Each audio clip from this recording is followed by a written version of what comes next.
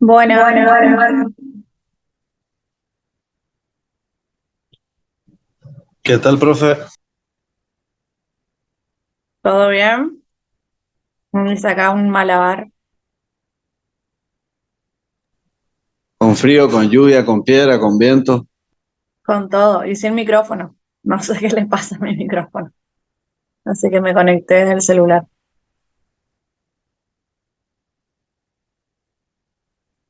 ¿Qué onda? ¿Cómo están ustedes?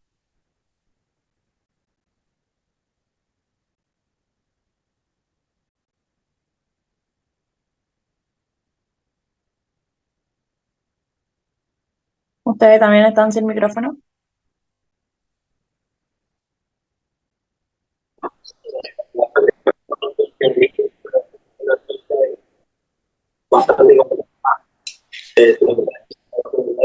Oh, qué dolor de cabeza tributario. Qué materia que no me gustaba. Si Y usted más, entiende algo, diga no ahora, profe. y más cuando el profe no era tan copado como nosotros.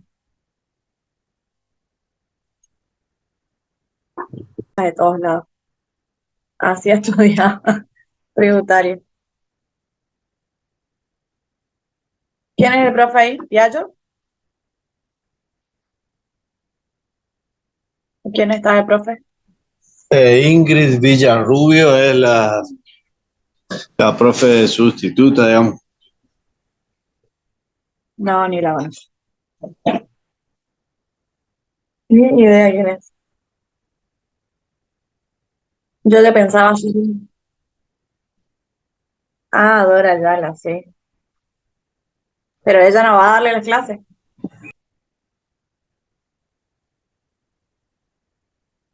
Van los otros, así como nosotros, digamos. Que esa profe es muy crack. Es directora de tesis, de proyectos, de millones de cosas hace. Yo cursé economía, creo, con ella. Una sola vez la vi, dos veces. Después nunca más la vi. Siempre estaba a concurso esto, lo otro.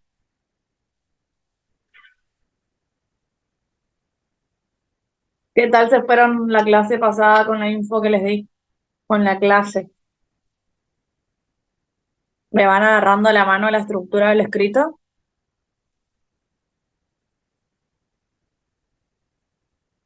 ¿O está difícil?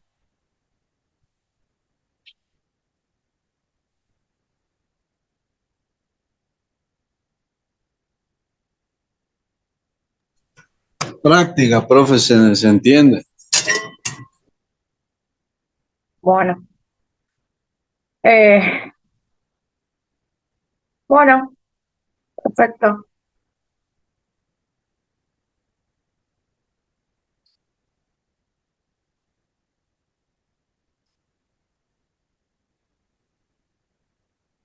Sí.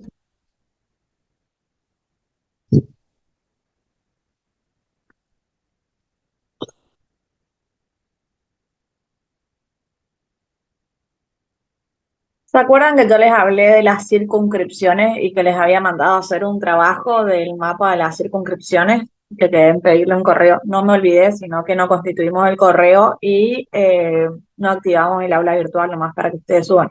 Pero ¿se acuerdan que hicieron eso ustedes?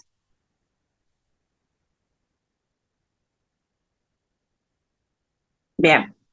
Eso significa que ustedes con la matrícula que tienen pueden litigar en cualquier parte de esas circunscripciones, en su misma provincia, pero cada circunscripción tiene un colegio de abogados, que, ¿se acuerdan que la clase pasada le dije que tenemos 4 tasas judiciales que pagar?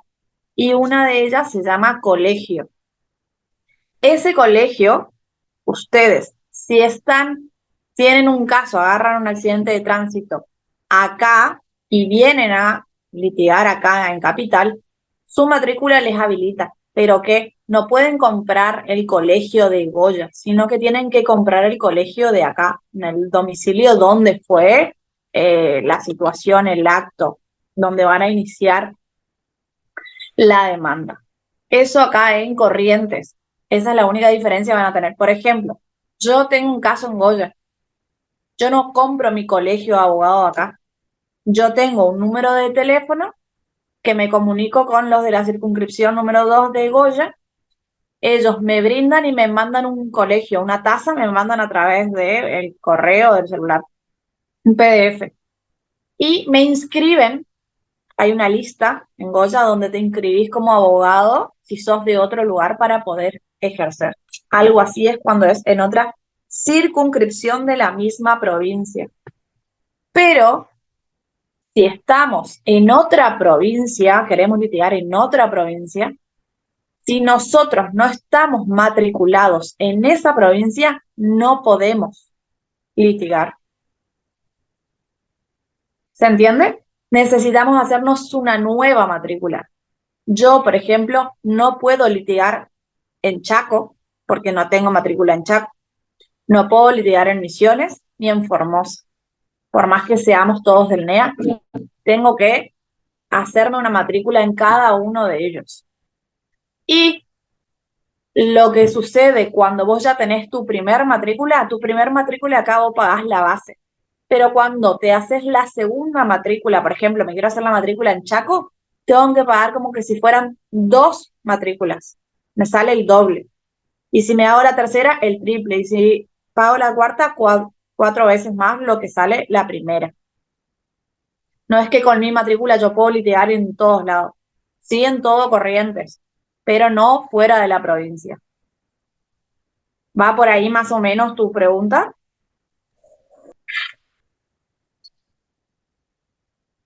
Perfecto. Otra cosa, yo había mencionado que, ¿qué pasa? Yo puedo tener compañeros que están matriculados en Chaco. Entonces, para no pagar una matrícula de 250.000, 260.000 pesos en Chaco, que es aproximadamente lo que va a salir, lo que hago es pedirle a algún compañero que se constituya y trabajar en conjunto. Obviamente, yo voy a laburar todo el expediente y él me va a brindar su domicilio. Ahí van a llegar las cédulas, todo su domicilio real, digamos, donde él constituye. El del cliente y el del abogado.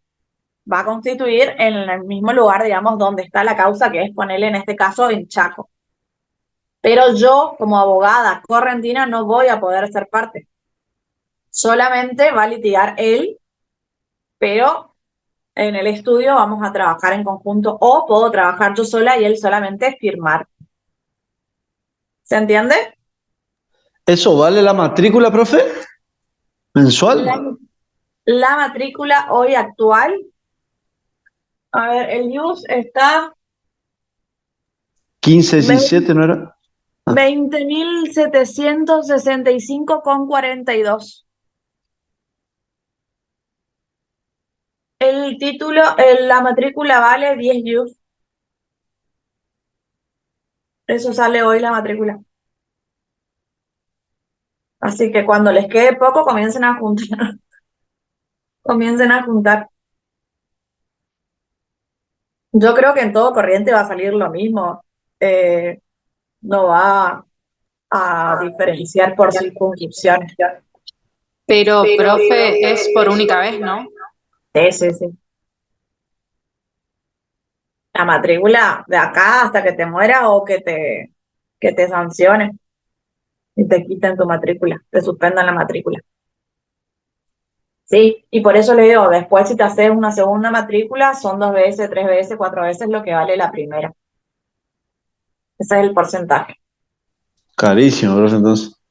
Exactamente, cada vez más caro y cada vez menos beneficios. O sea, ninguno de los beneficios son la gran cosa como para decir que vale la pena. Nosotros pagamos colegio, no tenemos ningún beneficio. Pagamos la obra social que es IOSAP y tampoco tenemos obra social, digamos, no tenemos obra social como abogados.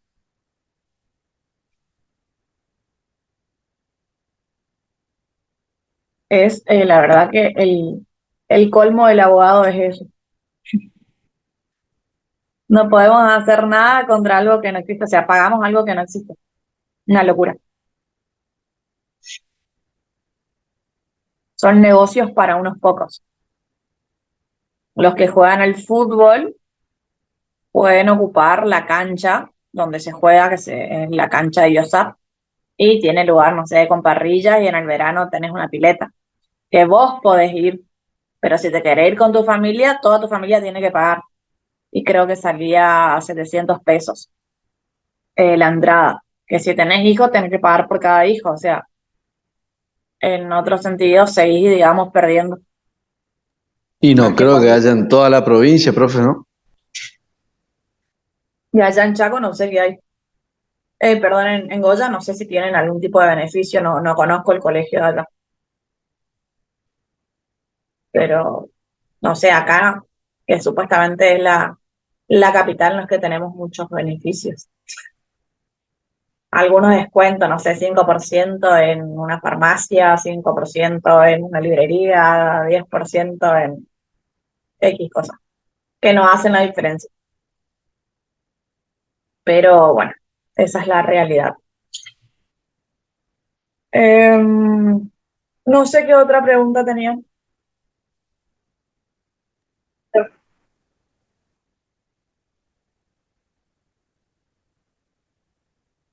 En el federal se pagan otras tasas.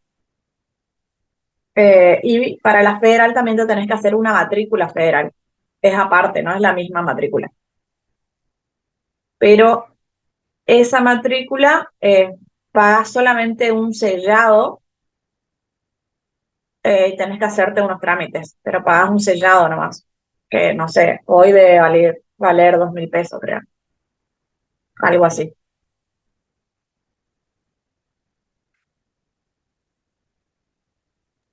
Profe, Sí, yo quiero saber, no es sobre un contenido, pero si tiene la fecha del segundo examen y si es en la próxima fecha no tengo, presencial para, no para tengo. organizar, ¿no?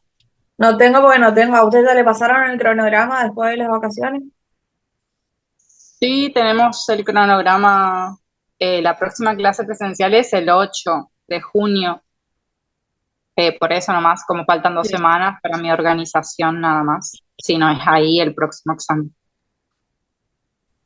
No, yo creo que no, porque el La mayoría de examen, las anuales después de las vacaciones, ¿no? ¿No? sí, porque el segundo examen se toma cuando se termina de tomar pruebas. Súper, mejor porque Así ese que... fin de ya tenemos otro examen. Gracias. Sí, sí, no creo, porque tenemos que dar todo pruebas todavía. Lo que yo no tengo es cronograma después de las vacaciones. Yo tengo hasta esa presencial y no tengo más cronograma. No me pasaron.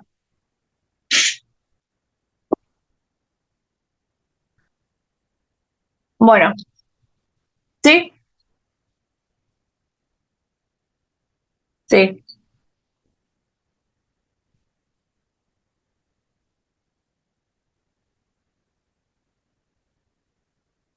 sí.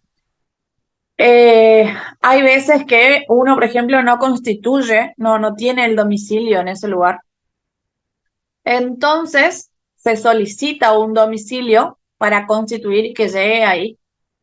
Hay veces que por el lugar donde una persona X, domicilio en el campo, por ejemplo, paraje tanto sin número, para poder efectivizar la notificación, este señor trabaja y tiene el trabajo en sede capital, digamos.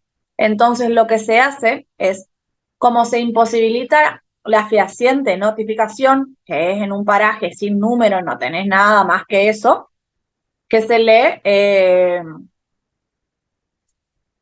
remite la cédula en el lugar de trabajo, en el lugar laboral, bajo responsabilidad que se dé por notificado, digamos.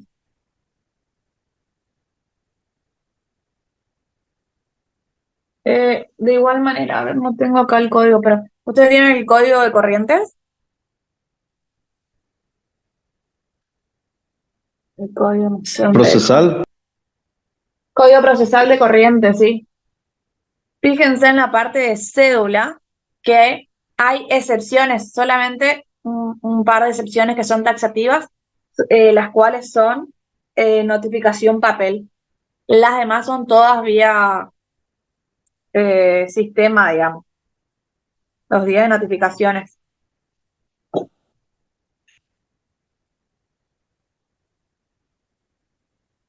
Por ejemplo, la demanda, el inicio de demanda, eso se debe notificar por cédula papel. ¿Se acuerdan que si no, cómo el abogado se va a enterar de que, o el cliente se va a enterar que tiene una causa en su contra? Ese es uno de los motivos que se debe notificar sí o sí por cédula papel. Después lo que continúa, sí ya se va a notificar los días de notificaciones a través del sistema Jurix o personalmente. Después otro es la sentencia, también se debe notificar por cédula papel. En el código de corriente salieron mencionados algunos, pero no tengo acá mi código. ¿Quieren buscar ustedes? O aguárdenme, busco yo. Eh,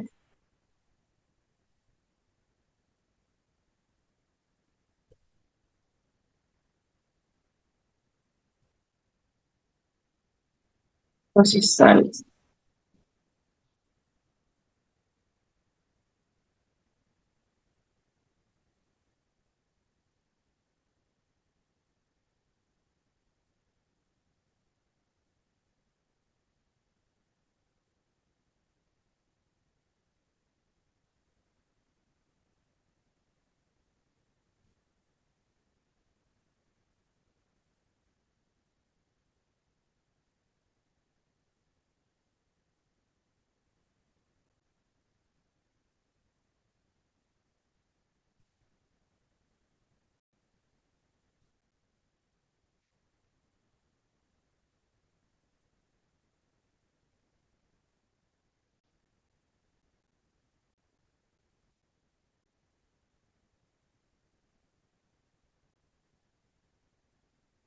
Solo se notificarán por cédula papel la primera notificación respecto al sujeto a notificar, como les digo, lo de la demanda, las citaciones de terceros y aquellas personas que no han sido tenidas como partes, y los supuestos previstos para el caso de no comparecencia. Las copias acompañadas deberán ser firmadas por quien suscribe la cédula.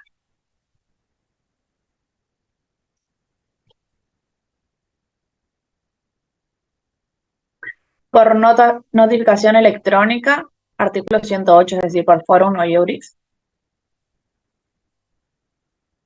lo que se dispone del traslado de la demanda cuando se hubiere constituido domicilio electrónico, la que dispone el traslado de la reconvención y la documentación que se acompañe, la que dispone correr traslado de las excepciones, tema que damos hoy, la que fije celebración de una audiencia, la que se dicten con posterioridad a finalización de una audiencia final, las que ordenen intimaciones o apercibimiento, la primera resolución que se dicte luego del proceso, la que dispone el traslado de una liquidación, la que ordena el traslado del pedido de levantamiento de embargo, las que se dicten como consecuencia de un acto procesal, las sentencias definitivas, interlocutorias y sus aclaratorias, excepto las que se dicten en audiencia, y la que niega los recursos extraordinarios locales, la providencia que hace saber al juez o tribunal que va a conocer el caso de una recusación, excusación o excepción de incompetencia, la que dispone el traslado del pedido de causa a instancia, las dirigidas al fiscal, defensor oficial, asesor de menores, y las demás resoluciones mencionadas en la ley o las que determine el juez por resolución fundada.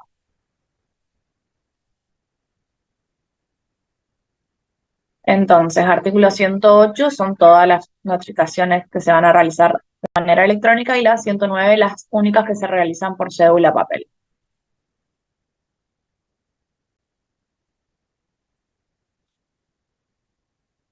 Quedó más o menos, David, te pregunto. Bueno, perfecto. Bueno, arranquemos con la clase de hoy. Eh, ¿Leyeron para hoy excepciones?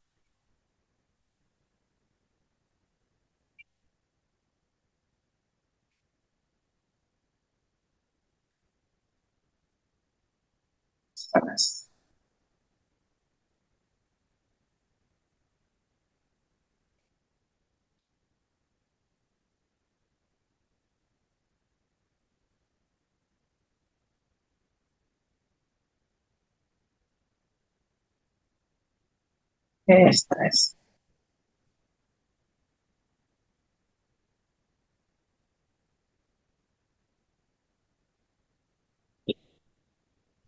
Bien, esta es.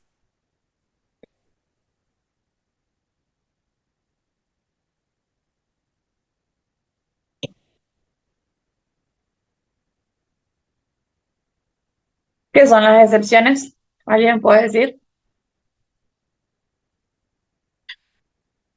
qué clase de excepciones conocen?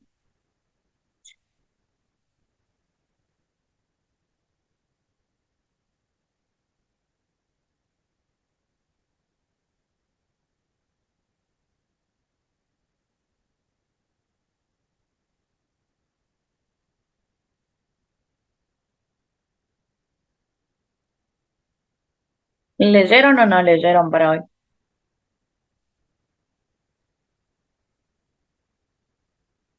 Si no, voy avanzando nomás.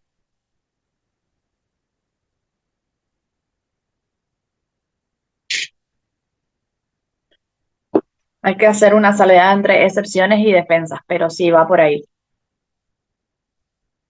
Las excepciones es la posibilidad defensiva para detener o para excluir el derecho de acción. ¿Se acuerdan que cuando nosotros presentamos eh, nuestra demanda, qué estamos llevando a cabo? La búsqueda de qué.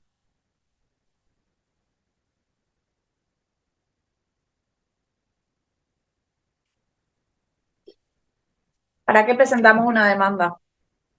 La búsqueda de la pretensión. La pretensión. Ajá. ¿Qué más teníamos ahí? ¿Qué otro elemento tenemos? Una acción. Exactamente. Por eso es que la excepción dice que es una posibilidad defensiva. ¿Para qué? ¿Cuáles son las actitudes que puede adoptar el demandado? La más común. Si a mí me Contestar. presentan una demanda, Contestar. ¿qué hago? Defenderse. La palabra correcta en procesal, ¿cuál sería? Responder la demanda. Contestación de demanda. Entonces, la regla va a ser que cuando me llegue una demanda a mí, yo conteste la demanda, ya sea de la manera que la niegue, la acepte, o en este caso que vamos a dar hoy, realice una excepción. ¿Qué significa realizar una excepción? Que presentando la excepción, yo estoy advirtiendo, no contestando la demanda, sino realizando una excepción. Y vamos a tener distintas clases de excepciones. Estas excepciones lo que nos van a hacer es, dependiendo cuál nosotros presentemos, qué tipo de excepción presentemos, van a ser de carácter dilatorias o perentorias.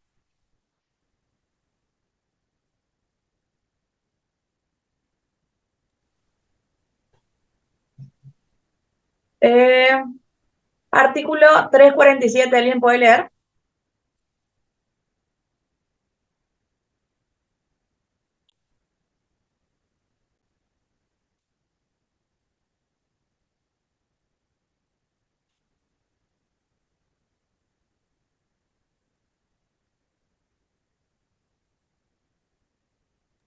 Excepciones admisibles. Ay, espera que tengo el otro. Excepciones admisibles. Solo se admitirán como previstas las siguientes excepciones. 1. Incompetencia. 2. Falta de personería en el demandante, en el demandado o sus representantes por carecer de capacidad civil para estar en juicio o de representación suficiente. 3. Falta de legitimación para obrar en el actor o en el demandado cuando fuere manifiesta sin perjuicio en caso de no concurrir a esta última circunstancia de que el juez lo considere en la sentencia definitiva. 4. Litispendencia. 5. Defecto legal en el modo de proponer la demanda.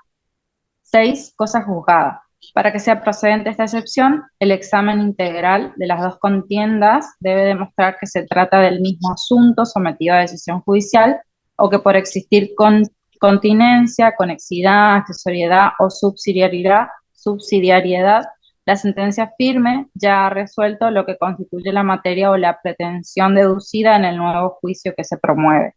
7. Transacción, conciliación y desistimiento del derecho.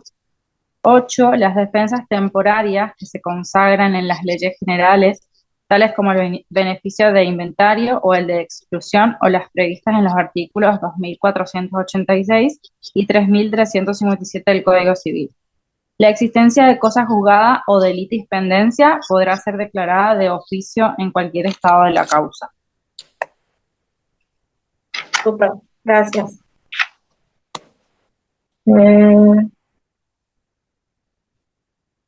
Estoy buscando en el código de corriente.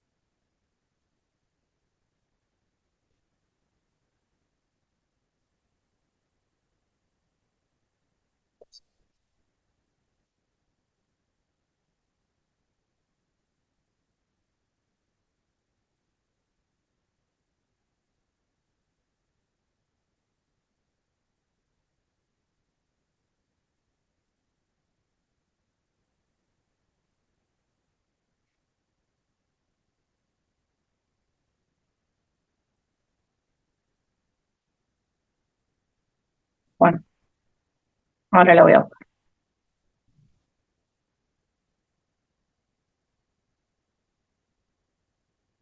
Bueno, de las excepciones que leyó la compañera, cada una de ellas, dependiendo cuál optemos, van a tener un plazo. ¿Qué significa?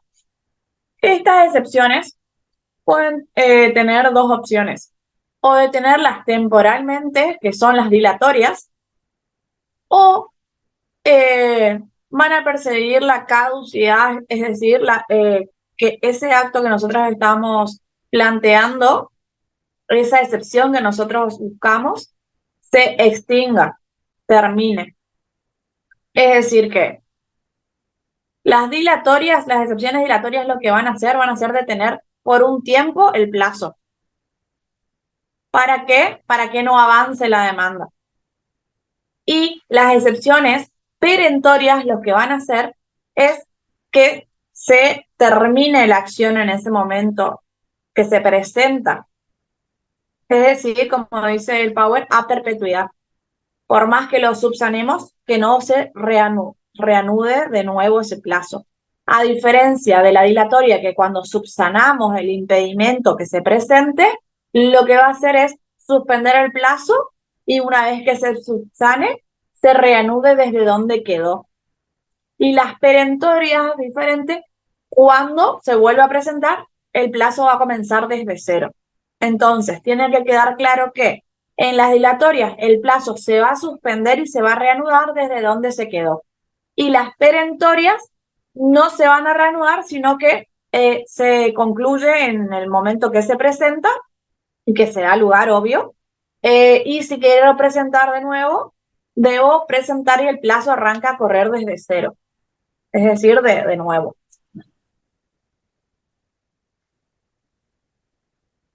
¿Se entendió qué es dilatoria y qué es perentoria?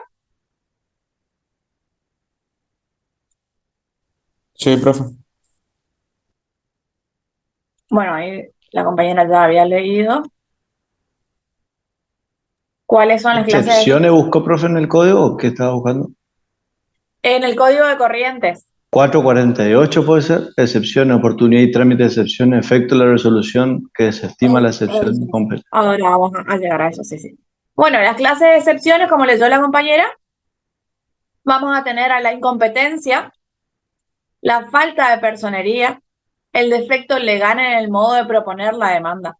Estas excepciones, lo que van a hacer va a ser impedir que el proceso avance hasta que se subsane.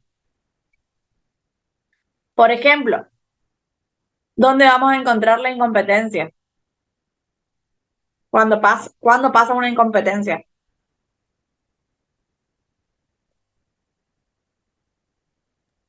Cuando el juez de la causa, por ejemplo, Ujú.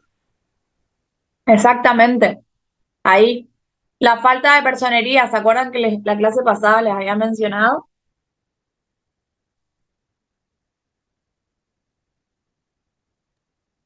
cuando en representación, eso, no.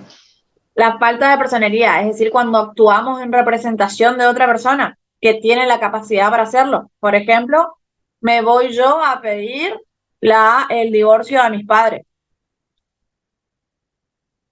Y un defecto legal por el modo de proponer la demanda, es decir, algún tipo de defecto dentro de la demanda. Un objeto improponible, por ejemplo. Que lo que va a hacer es que cuando se subsane se reanude de nuevo el plazo. Lo que yo hago como persona atacada, en este caso como demandado, que son las excepciones que puede proponer el actor, lo que hago es suspender el plazo y ganar tiempo para buscar más prueba, conseguir mejor oportunidad para la presentación de los hechos. ¿Se entiende?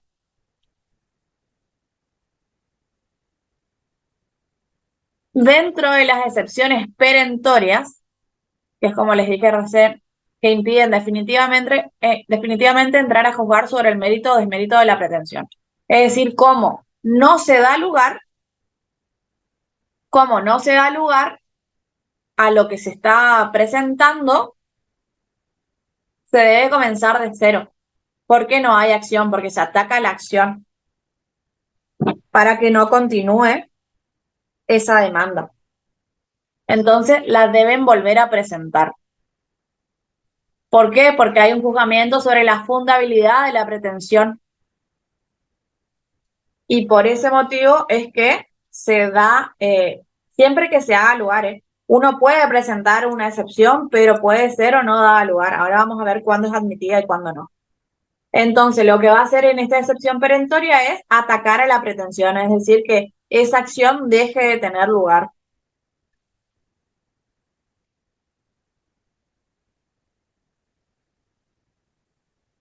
Esto tienen que anotarlo bien.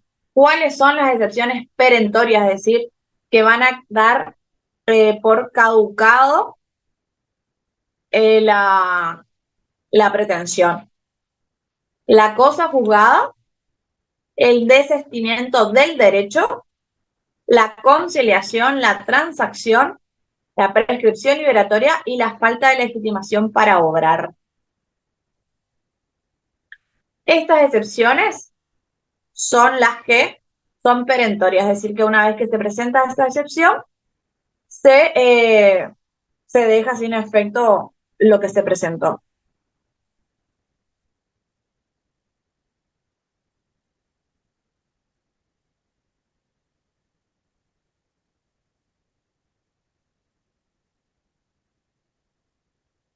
Nosotros cuando hacemos la línea del tiempo, ¿de qué proceso estamos hablando? De conocimiento. Exactamente, es decir, el proceso ordinario de conocimiento. Cuando se trata de excepciones presentadas dentro de un proceso ordinario, se va a resolver ahí mismo. Es decir, una vez presentada se va a resolver. En los demás casos se va a resolver en la sentencia. Por eso dice que son presentadas y decididas en la primera etapa del proceso, mediante una resolución de previo y especial pronunciamiento. Acá dice que estas excepciones son únicas y son excepciones que son taxativas, es decir, son esas y no otras. Solamente nos podemos amparar en eso. El demandado lo que va a hacer es oponer, así se dice, opongo excepción de previo especial pronunciamiento, va a ser mi suma. En un único escrito, juntamente con la contestación de la demanda o la reconvención, no pudiendo hacerlo con posterioridad. Es decir, ¿cuál es el momento de presentar la excepción? Con la contestación de la demanda. Eso también anote.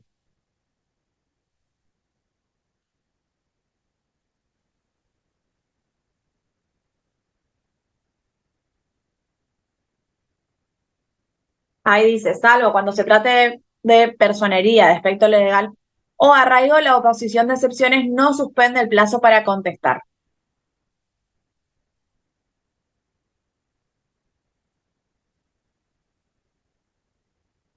Y ahora vamos a ir desarrollando cada una de las excepciones.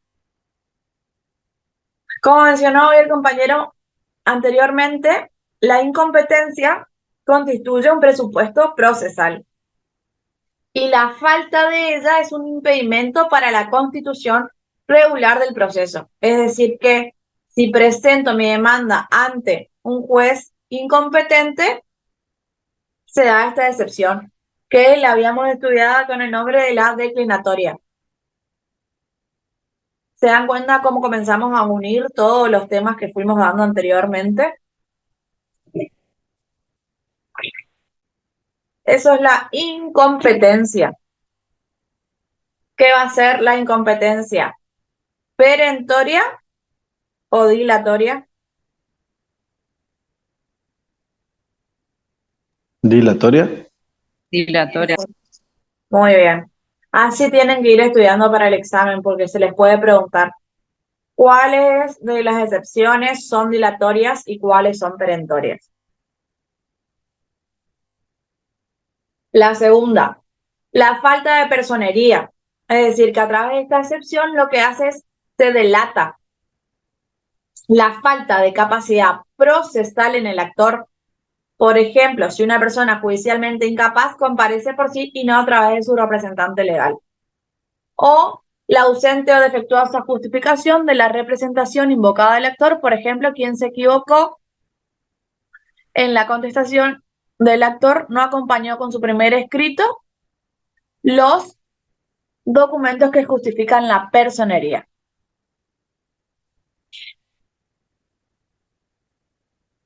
Acá esto va a ser perentoria o dilatoria. Dilatoria.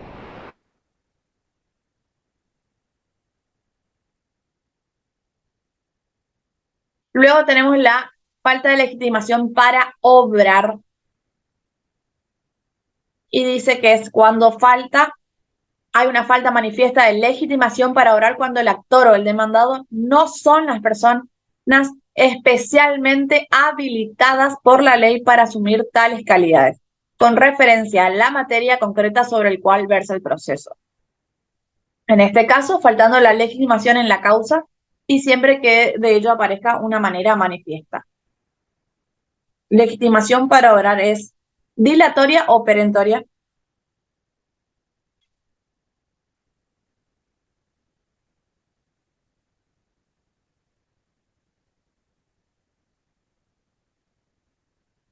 Fíjense lo que dice, legitimación, falta de la legitimación para obrar. ¿Qué les parece a ustedes? Y perentoria puede ser, profe. Perentoria, muy bien. En el anterior, la falta de personería era, por ejemplo, cuando yo estoy actuando con poder como abogado y no adjunto mi poder de abogado, que se me otorgó la facultad. Y a través de una intimación, la presento, se subsana el error y continúa. La litispendencia. ¿Se acuerdan? Yo les mencioné en la clase pasada que era la litispendencia.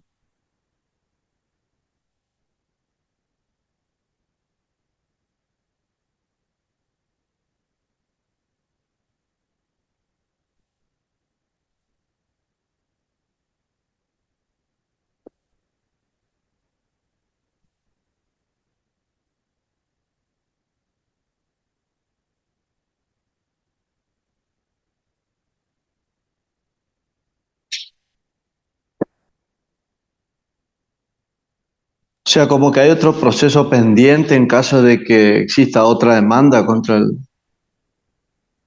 Sí, eso es lo que dice ahí. Yo la clase pasada le había mencionado que la litis pendencia es que significa que hay un litigio pendiente. Eso es la litis, es el litigio y pendencia es pendiente. Es decir, que, como dice ahí, para evitar que haya dos sentencias contradictorias, se debe, en el primer caso, presentar que hay una demanda pendiente. Entonces, hasta que se resuelva ese proceso y que no haya una contradicción en la sentencia de una y la otra, es que debe esperar que ese proceso se termine. Y obviamente hay que demostrar que el proceso aún no ha concluido.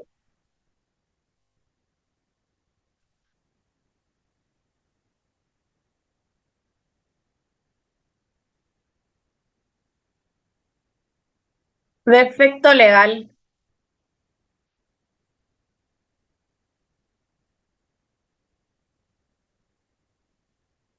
¿Qué les parece que es perentoria o dilatoria? La anterior era dilatoria, profe, ¿no? Sí, Ah, ¿y esta puede ser perentoria? perentoria. Defecto legal es perentoria. La cosa juzgada. ¿Qué era cosa juzgada?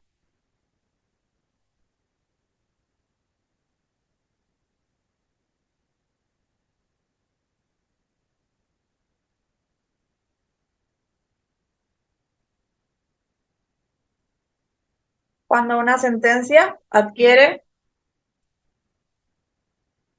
carácter de cosa juzgada.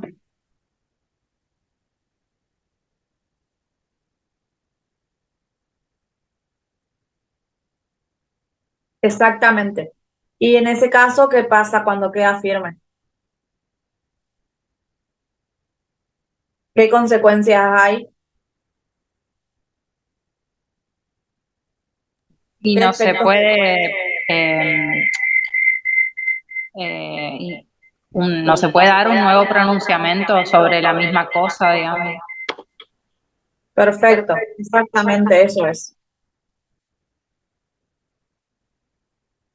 No se puede volver a juzgar por lo mismo. Transacción, conciliación y desistimiento del derecho.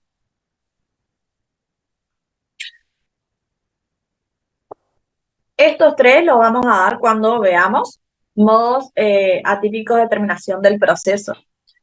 Pero cuando sucede esto, la transacción, la conciliación y el desistimiento del derecho, ¿qué es para ustedes? ¿Dilatoria o perentoria? Perentoria, quizás.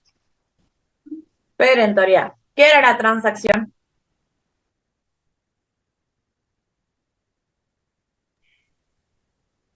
El acuerdo transaccional entre las Entre las partes sería, partes. ¿no?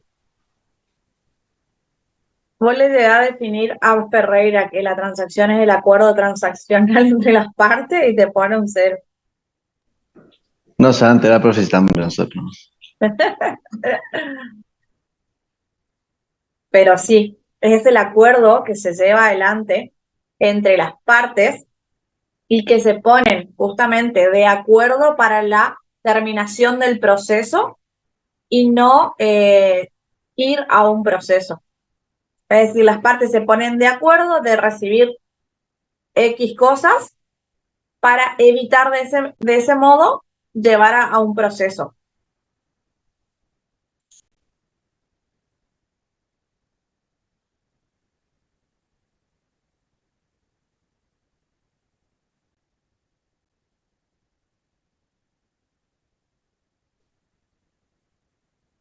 Por eso es perentorio, porque si se realiza este pacto entre las personas, digamos,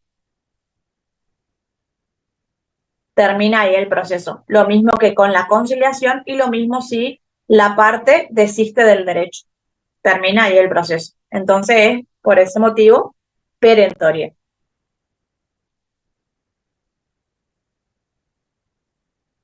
La defensa temporaria.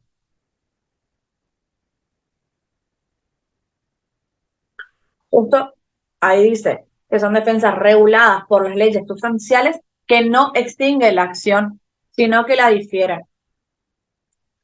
Bueno, esto estuve leyendo cuando estaba haciendo el Power y algunas de ellas ya no se utilizan, ya eran del código de Vélez, pero son viejas, digamos, las más conocidas que he llevado adelante es, por ejemplo, los llamados días de llanto y luto. ¿Escucharon alguna vez hablar de eso?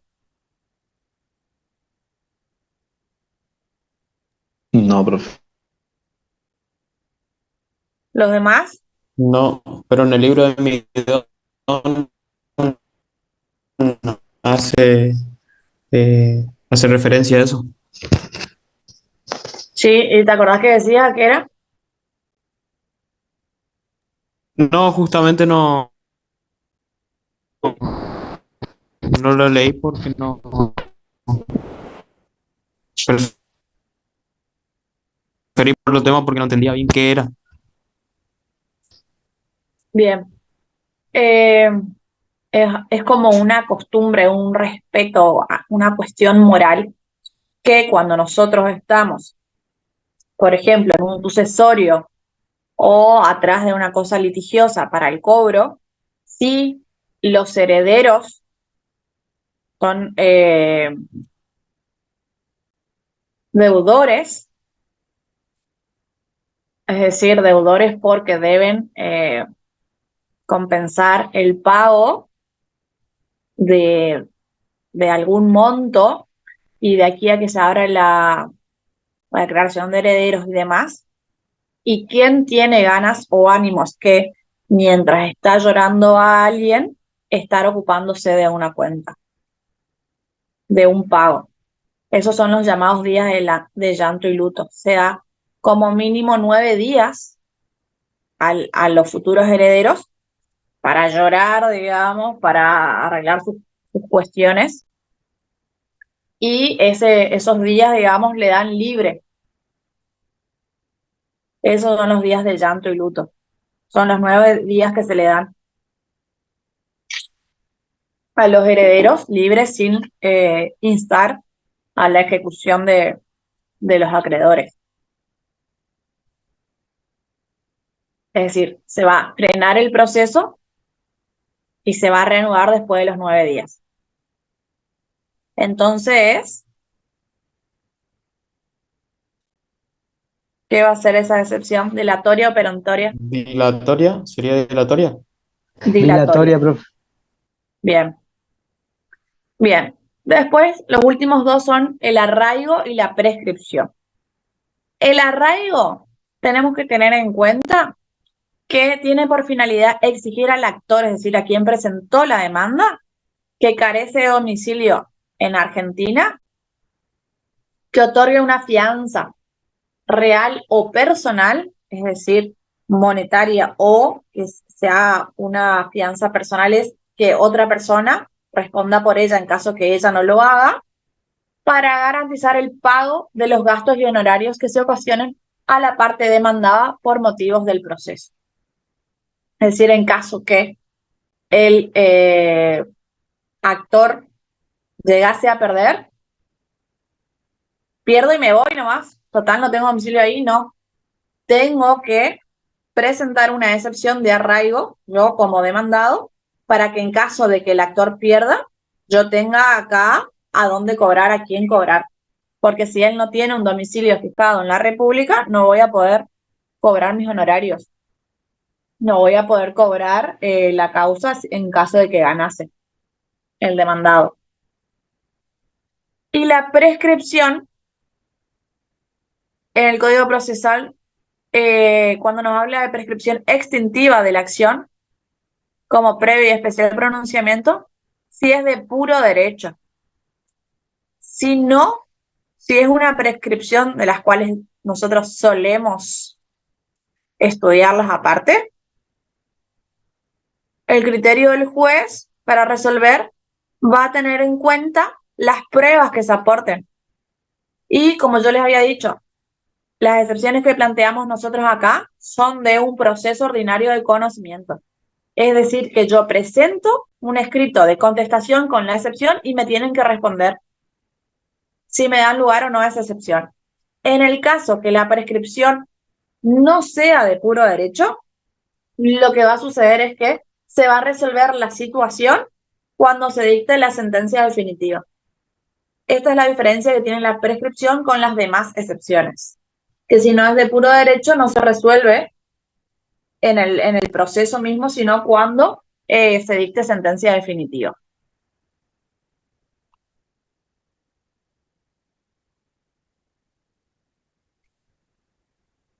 Y acá están los procedimientos que hoy estábamos hablando, que yo estaba buscando en el código, para que se admitan las excepciones.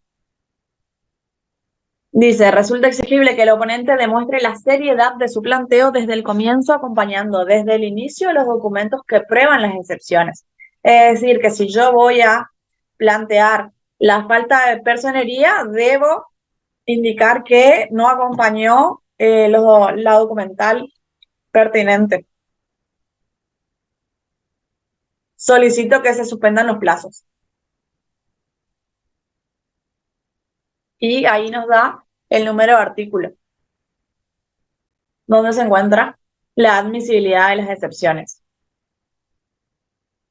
Después yo mencioné algunas de las excepciones. ¿Qué pasa, digamos? En el caso de la excepción de incompetencia, si el fundamento es que es de distinta nacionalidad, debe acompañar el documento que justifique tal circunstancia, siendo suficiente cualquier documento de identidad, ya sea accedido por las autoridades nacionales o extranjeras.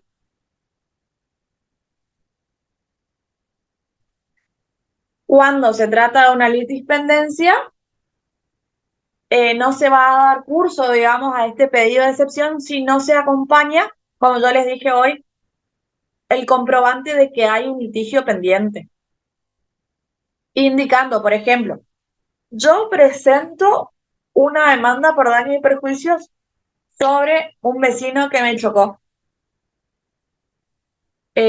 Acá el auto estacionado. Y después me vuelve a chocar. Entonces lo que yo hago es, en el fórum, cuando yo les mostré, en una de las partes del formulario decía, si ya hay algún proceso, si ya se encuentra pendiente en algún proceso, si ya inició algún proceso. Entonces yo voy a tener que indicar en el fórum por sí o por no. Y en caso de que ponga sí, en qué juzgado y en qué secretaría. ¿Para qué? Para que se remitan esas actuaciones al juzgado donde ya tramita la causa.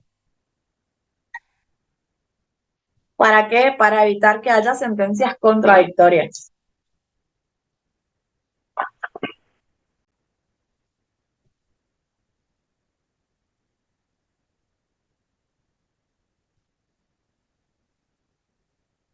Bueno, ahí dice lo de cosas juzgadas, presentar el testimonio de la sentencia y de la constancia que se encuentra firme. En el caso de transacción, conciliación o desistimiento, también vamos a tener un comprobante donde nosotros hayamos firmado algún tipo de convenio, en el caso de la transacción. O en el caso de la conciliación. Generalmente cuando nosotros hacemos los convenios, se escribe dentro de ellos que se desiste de todo tipo de derecho en el futuro, ya sea civil o penal. Se da un acuerdo entre las partes, se acepta y es firmado por ambos.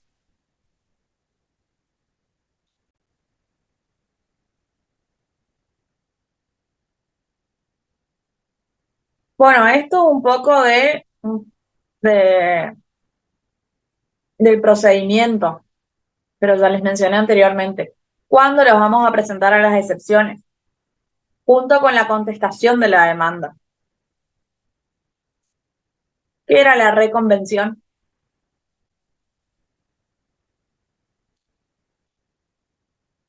La contrademanda podría ser. La mal llamada contrademanda. Entonces, lo que vamos a tener que, para el demandado, la oportunidad va a ser al momento de la contestación. Y o la reconvención. Pero acuérdense que también estas excepciones la puede llegar a plantear el actor cuando el que contestase, por ejemplo, tenga falta de legitimación para obrar.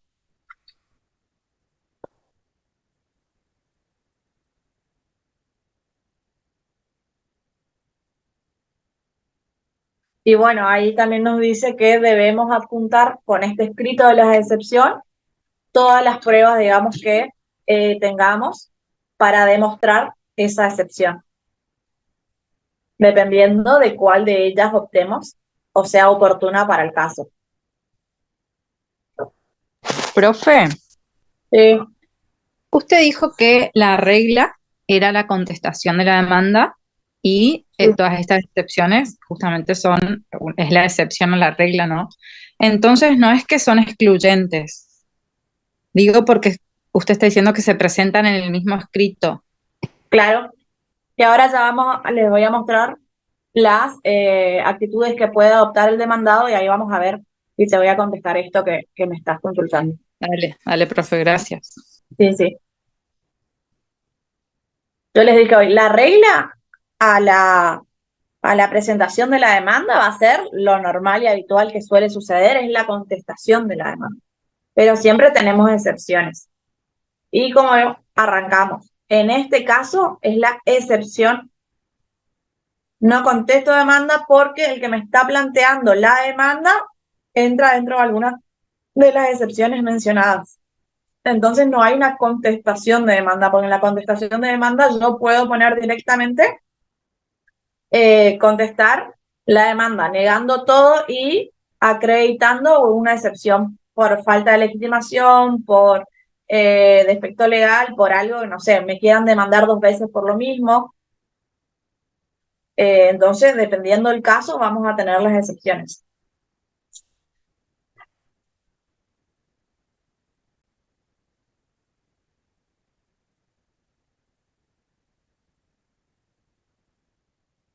Bueno, no sé si el profe Luna cuando les dio actos procesales les habló de los plazos, creo que sí, que les había hablado de los plazos. Sí, y dijo que era tema de examen. Ajá, bien, sí. El tema de los plazos hay que tener en cuenta que los plazos procesales son perentorios, es decir, que están establecidos. Y dependiendo el plazo que es para contestar la demanda, vamos a tener un plazo de gracia. En el Código Procesal de la Nación, ¿cuánto es el plazo para contestar la demanda?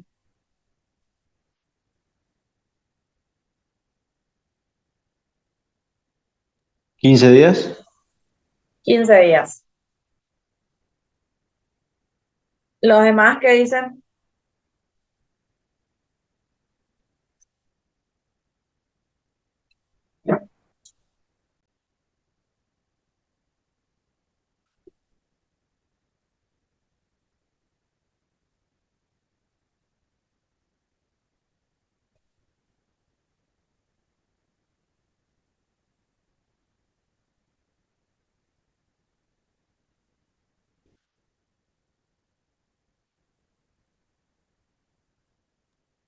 Quince días, sí. todos dicen Artículo 15 días. sería, el artículo 338 sería, no traslado de demanda. Dalila, ¿cuántos días para contestar demanda?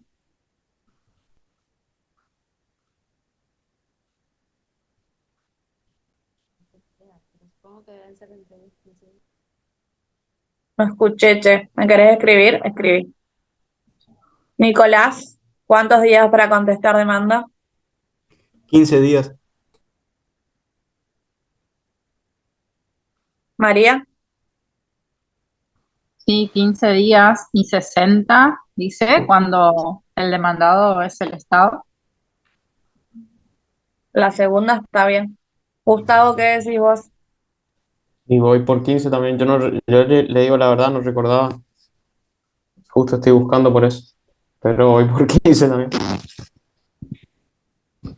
Justo se me mezcló con la contestación del juez, por eso me perdí un poco, pero digo de 15 también. David,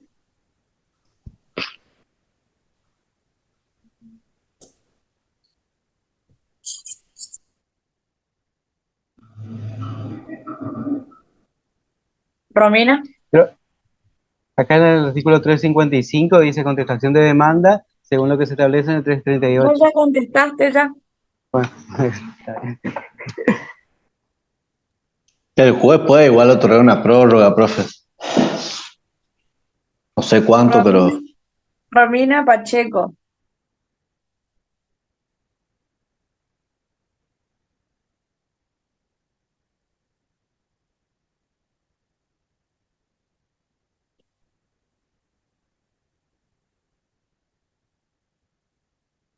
Bueno, no está Romina.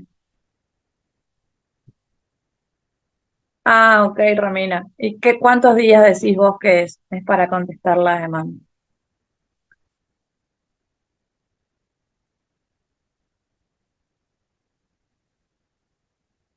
Juan, ¿puedes escribir? Perdón, profe, estoy con problemas de conexión. Ah, ok, Eh, puedes escribir si querés. 10 días, profe. Y Varela Santiago. No sé quién es Varela Santiago, si está con otro nombre.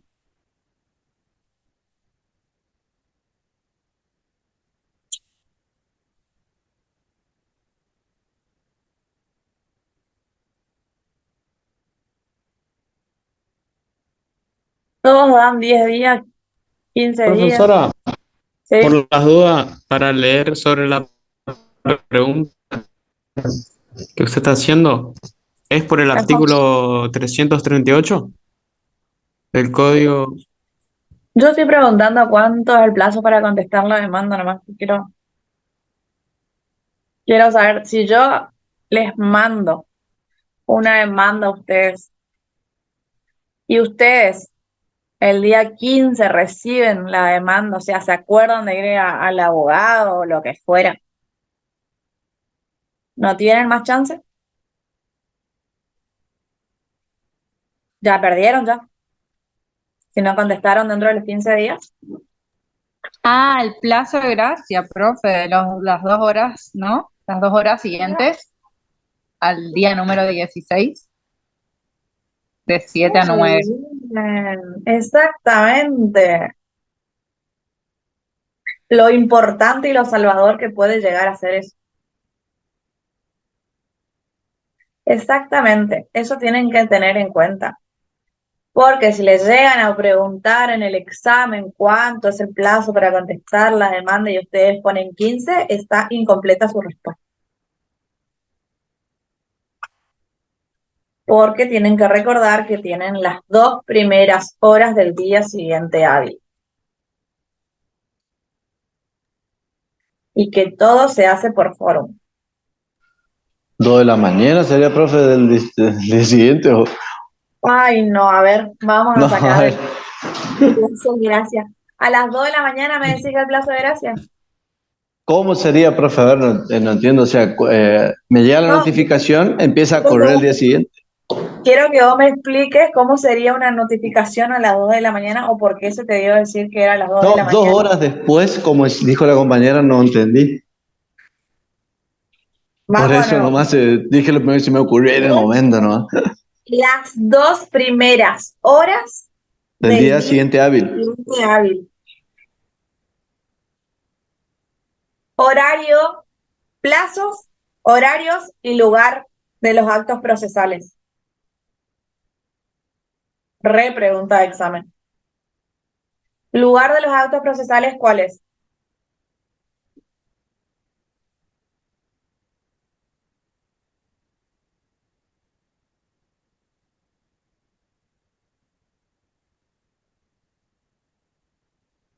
A ti me pregunto, ¿qué dijiste, David? ¿Solamente? El, la- la jurisdicción donde ocurrió el hecho, digamos, el jugador que interviene en la jurisdicción donde ocurrió el hecho. No, Está bien. habíamos dicho que en Sí. algunos casos se puede hacer en el domicilio de alguna de las partes. ¿Qué tiene que ver el domicilio? ¿Va a venir a tomar un café conmigo el juez? Y puede ser, sí, no sé. Y si el juez viene a tomar un café conmigo, ¿ustedes qué tienen que hacer como parte demandada o actora, dependiendo de a quién represente yo? Decirle nuestra pretensión.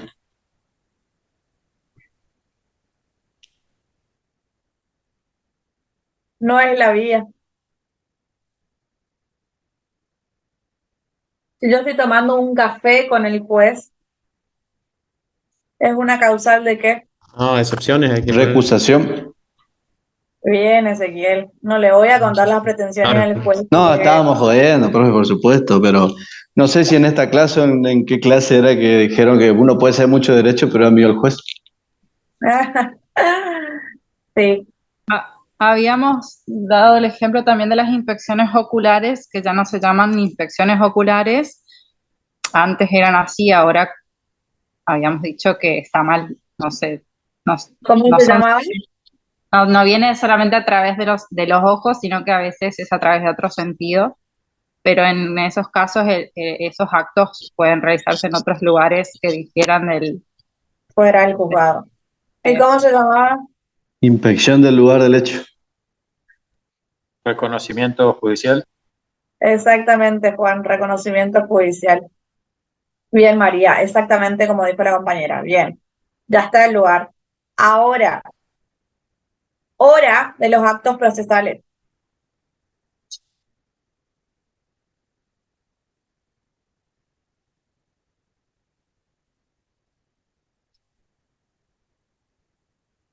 De 7 a 1, pero puede haber habilitación de días y horas inhábiles.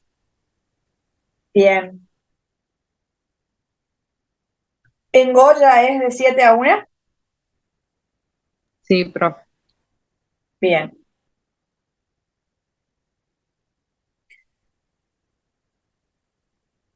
¿Cómo se convierte una hora hábil en una hora inhábil?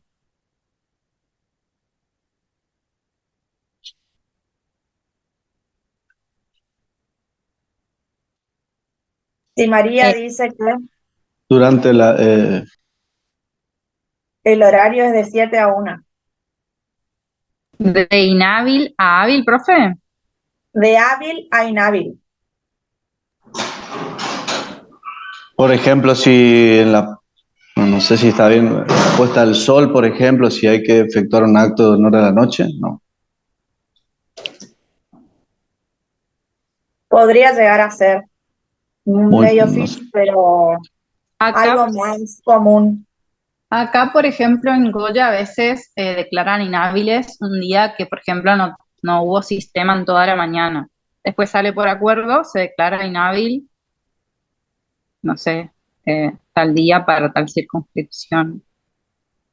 Pero no sé si es eso a lo que usted se refiere. A ver, si yo tengo 5 testigos citados para la mañana y acuérdense que lo que hacía el juez es en un único acto, en una única audiencia, trata de llevar adelante todos los actos posibles del proceso. Y estaba tomando declaración a los testigos. Y le falta uno. Y ya son las 1. Le dice que se vaya a su casa nomás y después va a llamar a otra audiencia. Si está en plena... Son las 1 y el testigo número 4 está declarando todavía. Se toma igual y se considera hora hábil. Exactamente. Automáticamente esa hora inhábil se convierte en hora hábil porque continúa el proceso hasta que el juez determine que termina. Eso también tienen que estudiarlo. Horarios de notificaciones fuera del juzgado, ¿hasta qué hora es?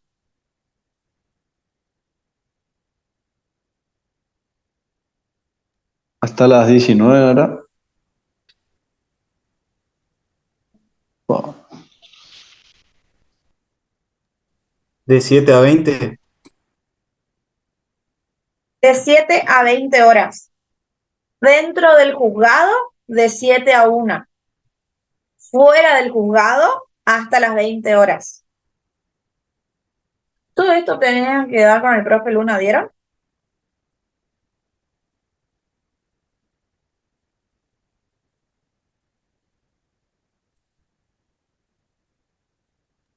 Profe, vimos bastantes cosas, pero no me acuerdo. Ahí ya chequeo en los apuntes. Un segundito.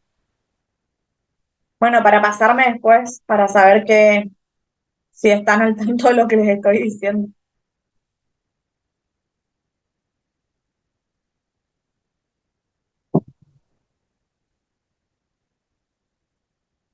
Bueno, terminamos esto y hacemos un recreo. Así vamos a las 12. Bueno, por eso me fui por las ramas haciendo un recorrido, pero era para que ustedes vean que los plazos procesales son perentorios, es decir, que están establecidos en el código, o en las leyes, o en las acordadas.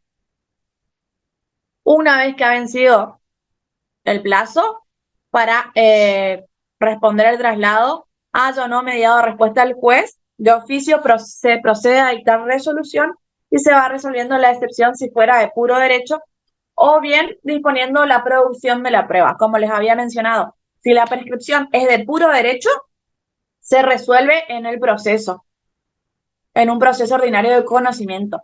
Si la prescripción que se presenta no es de puro derecho y se adjuntan las pruebas para que sean producidas, va a depender de la producción de prueba y de lo que el juez resuelva. Y se va a resolver al final de la cuestión, es decir, con la sentencia definitiva.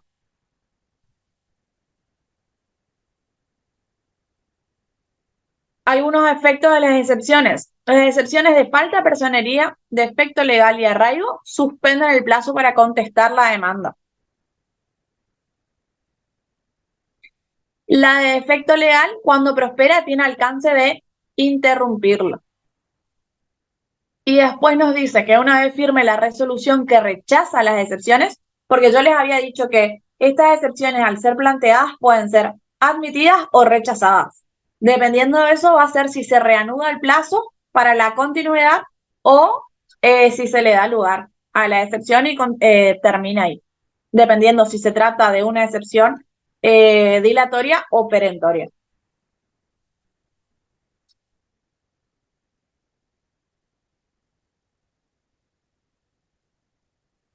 Por eso, acá dice que en caso de que se declare la resolución, se reanuda el plazo para contestar la demanda, renace la carga para responder el escrito dentro del plazo que resulte de restar. Acuérdense, plazos de excepción. La dilatoria es la que suspende si tengo 15 días para contestar, más las 2 primeras horas, y terminó en el día, se planteó en el día 12, después va a contar no desde el día 1 otra vez, sino desde el día 13, día 14, día 15, desde el día en que se presentó y que se dio lugar.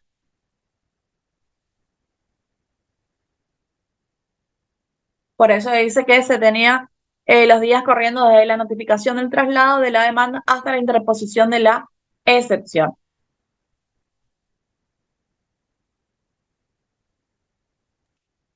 Profe, disculpe, ahí chequeé y sí dimos lo de las horas de la notificación de 7 a 1, después de 7 a 20, y también se había mencionado en clase que, sin embargo, ahora por los medios electrónicos se pueden presentar notificaciones que se pueden realizar a toda hora. Claro, eso es lo que yo le había mencionado en la clase pasada. Si bien nosotros tenemos el horario, el juzgado, si yo le mando a las 2 de la tarde, subo un escrito, no me van a contestar a las 2 de la tarde el escrito, salvo que yo realice algún escrito con habilitación de día y hora. Pero si yo mando, Ezequiel hoy dijo a las 2 de la mañana, yo puedo mandar un escrito a las 2 de la mañana. Mi escrito va a entrar al día siguiente hábil a las 7 de la mañana. Yo puedo mandar, pero el escrito va a entrar al horario que se abre el juzgado, de 7 a 1.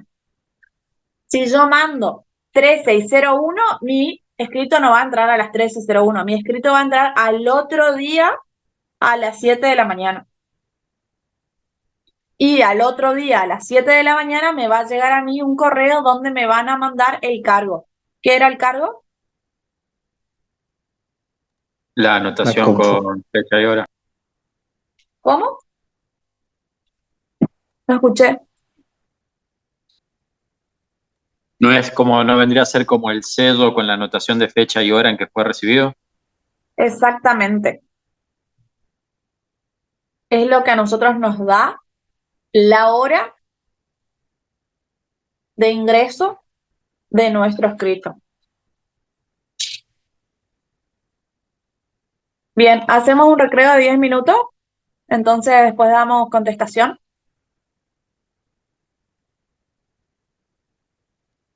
Gracias. Vale.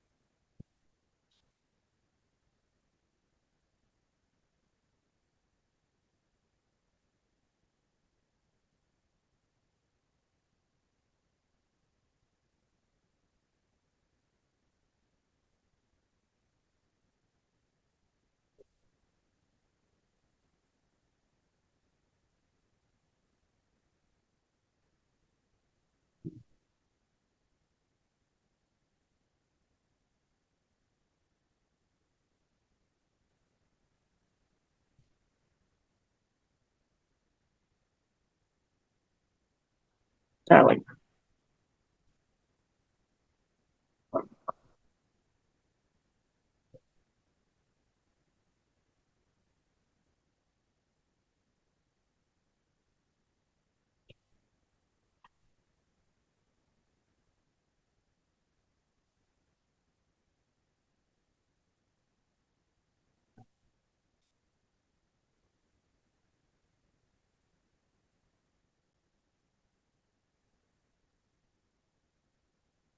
Mm,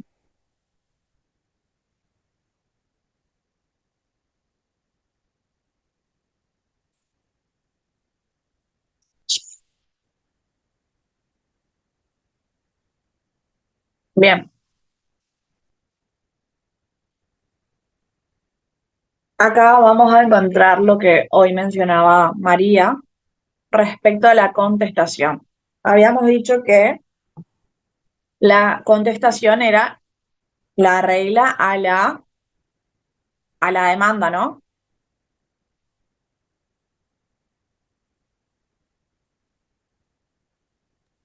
Sí, profe. Bien. Entonces, acá les muestro las distintas acepciones que tenemos a lo que es la contestación de demanda, antes de entrar a las posturas que puede adoptar el demandado. La contestación de la demanda nos va a decir que es el acto procesal mediante el cual el demandado, en el ejercicio de su derecho de defensa, opone a la pretensión del actor su propia acción, que consiste en una declaración de certeza negativa, es decir, la desestimación de la demanda. Porque acuérdense que cuando nosotros realizamos y promovemos la demanda, en todos los hechos estamos afirmando que hay otra persona que realizó determinados actos. Y nosotros perseguimos la pretensión, es decir, que de la parte actora va a haber una actitud positiva en cuanto a la realización de actos.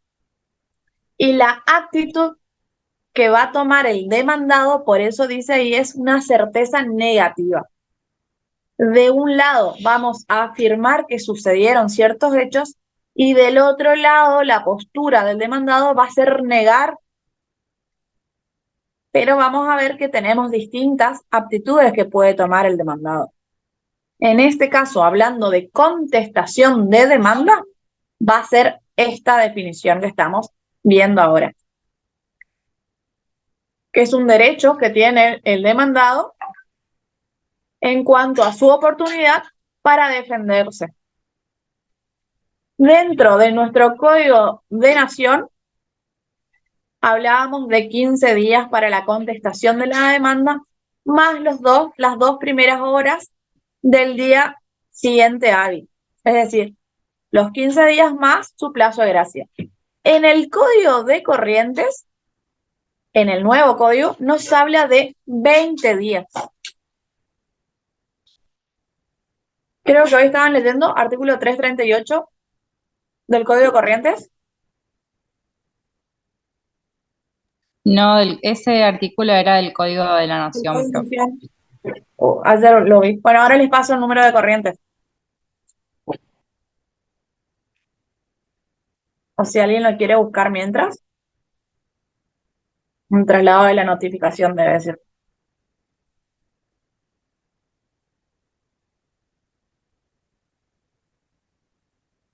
En el examen se había preguntado,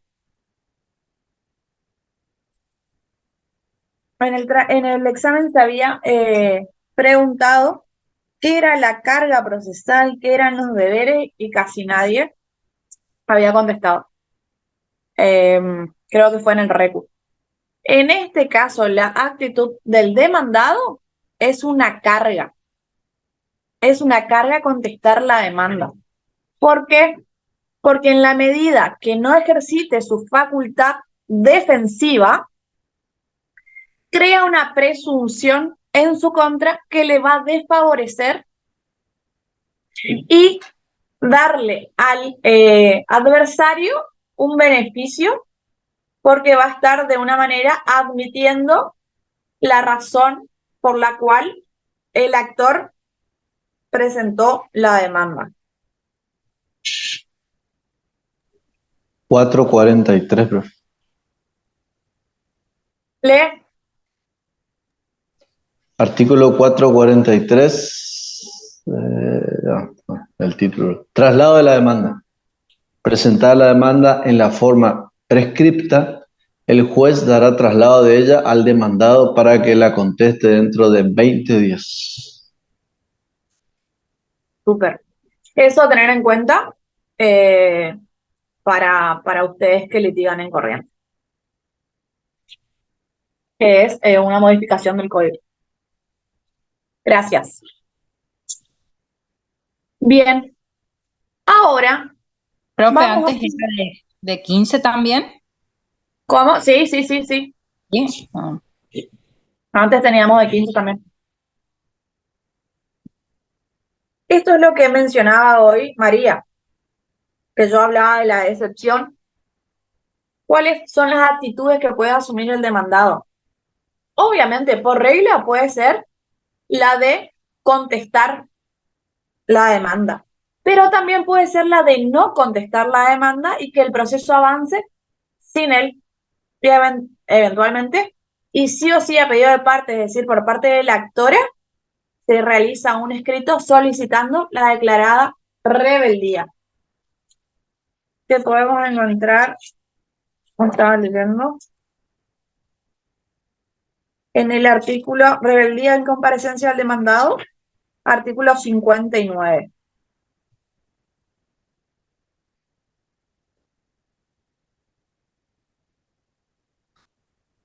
Es decir, que dentro del plazo fijado no se presenta, nosotros como parte actora podemos solicitar que se lo declare rebelde.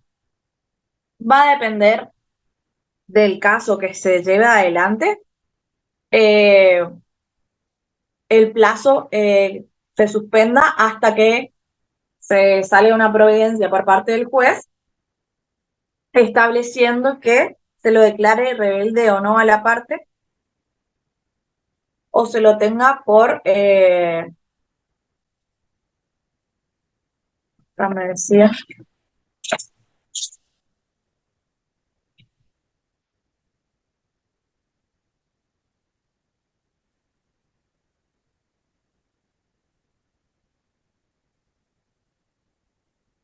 se lo va a través de una providencia y se notificará por cédula en caso de que no compareciera. Se realiza un edicto por el plazo de 2 días.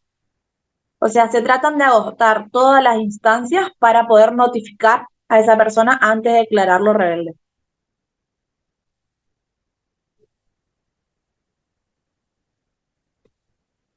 Otra de las actitudes que puede asumir el demandado es la que vimos recién, las de oponer excepciones.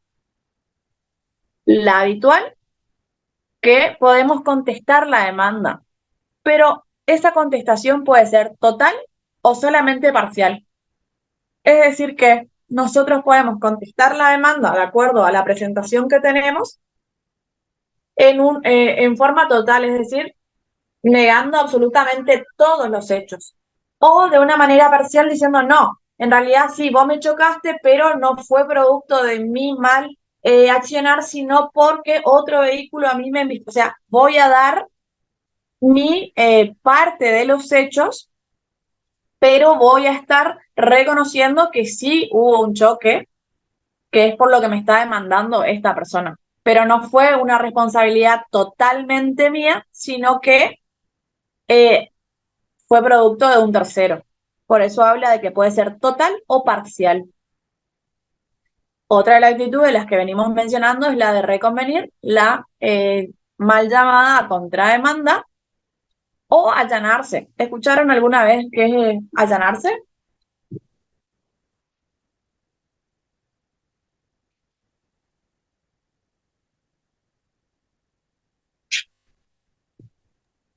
¿Con o sin H, profe?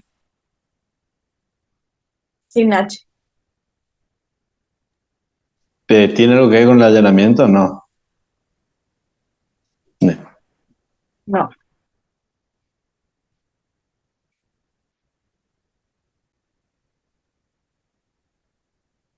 ¿No? Bueno, esta es uno de los es otro instituto que podemos encontrar que nos habla, que dice, importa la admisión y sometimiento liso y llano de las pretensiones del accionante.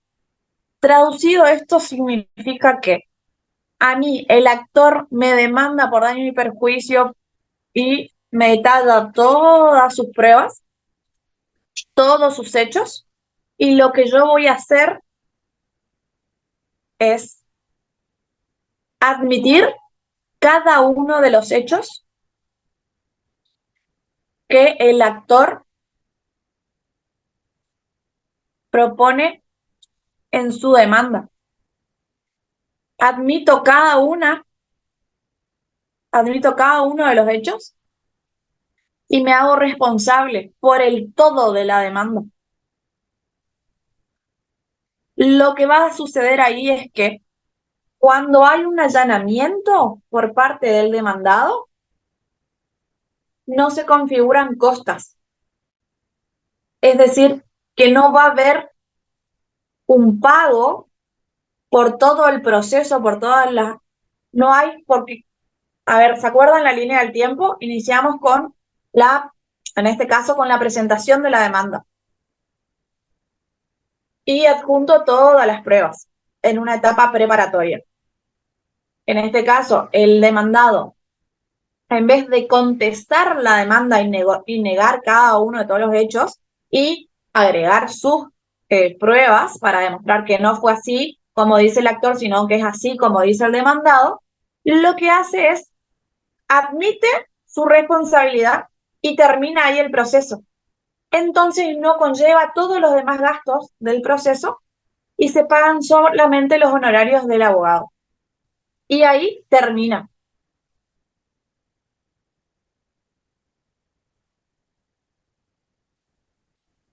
Ahí termina el proceso, cuando hay un allanamiento.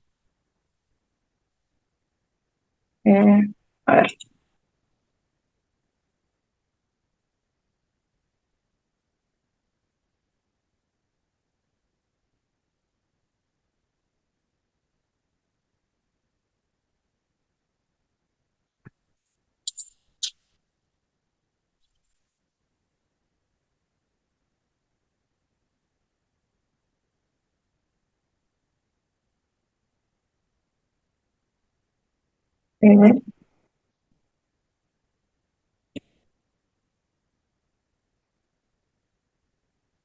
Acá, esta es la línea del tiempo, ¿no?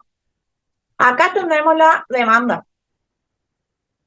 Acá, en vez de que haya una contestación, reconvención y o excepciones, dentro de este círculo vamos a tener el allanamiento.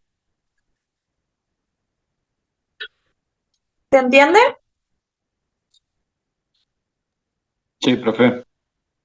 Entonces, se realiza el allanamiento por parte del demandado, donde acepta cada uno de los hechos, su responsabilidad, y acá ya termina, no vamos a tener audiencia y demás, no vamos a tener clausura del periodo probatorio, nada. Toda esta parte que continúa acá no va a llegar hasta el final, sino que acá termina nuestro proceso con el allanamiento. ¿Se entiende?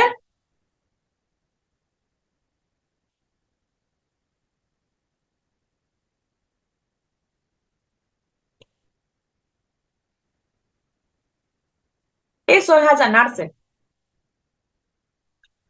Puede también plantear la nulidad de la notificación y pedir que una vez resuelto se corra traslado de la demanda.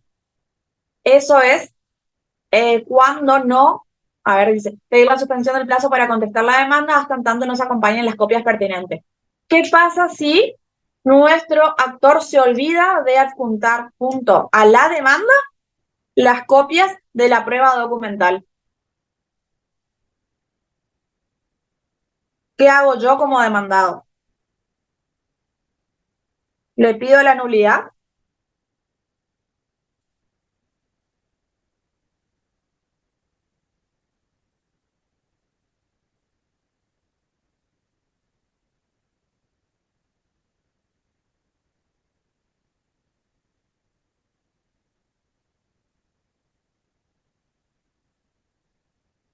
Si no me llegan las copias de la documental con mi demanda, ¿qué hago?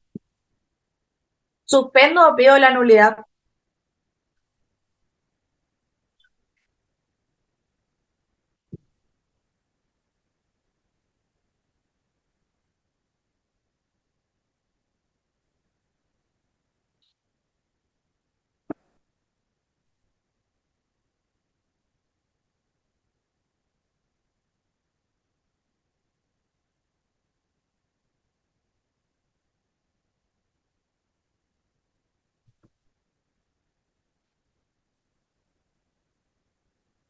¿Qué dicen ustedes?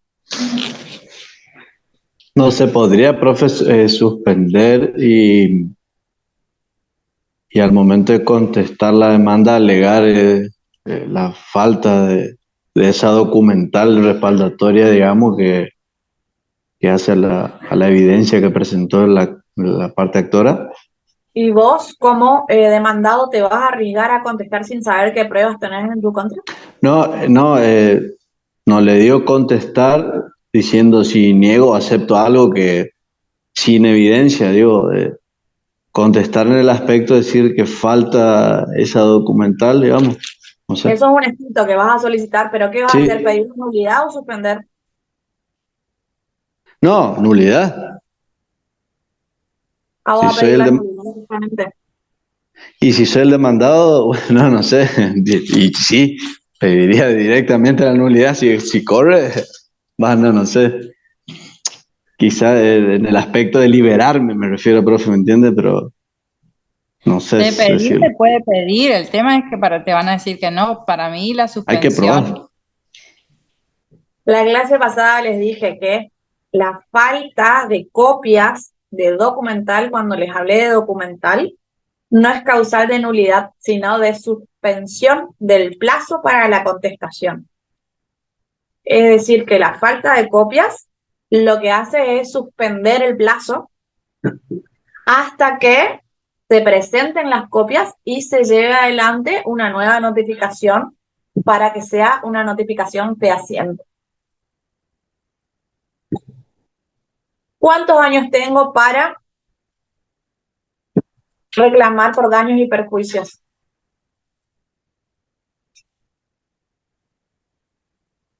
¿Dos?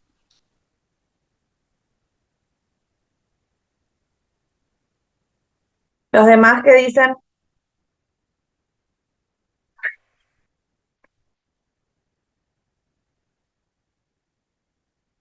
si vengo dentro de 4 años a solicitar, me decido dentro de 4 años a hacer una demanda por daños y perjuicios, ¿qué me van a decir? Yo lo asocio, digamos, con el reclamo que se le hace por ahí a las ART por daños, digamos, que se tiene 2 años para reclamar, digamos. Por eso lo asocié. No estoy seguro. Bien, José. ¿Y qué pasa si vengo dentro de los 4 años a solicitar?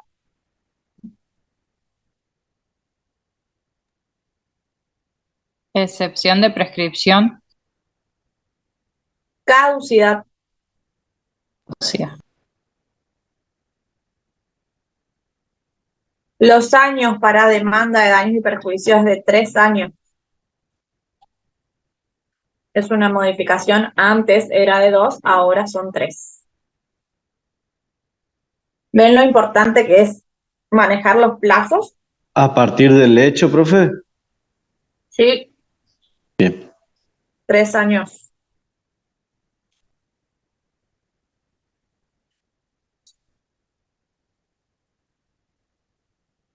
Más o menos la clase pasada ya le había mostrado el escrito de la confección de un escrito de demanda. Para la contestación de demanda les había dicho que era el mismo formato, nada más que van a ir variando los acápites respondiendo. Yo tengo que agarrar mi demanda e ir contestando punto por punto. Pero los requisitos comunes son los mismos que los de la demanda. En idioma nacional, los artículos del RIAC, el artículo 47. En este caso, en vez de promuevo demanda, va a ser la suma. ¿Cómo va a ser la suma? contesto demanda, Bien, contexto demanda. Tema a tener en cuenta. Cuando actuaba con patrocinio letrado, ¿cuántas firmas lleva?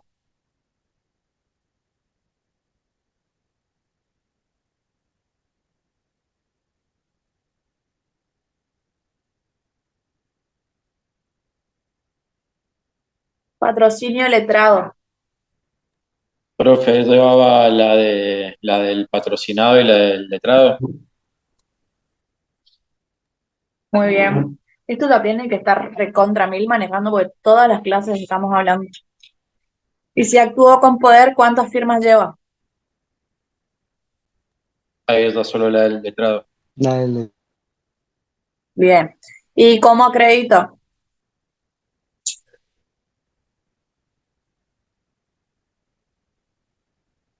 con la copia del poder, Bien, en este caso que estamos en el fórum,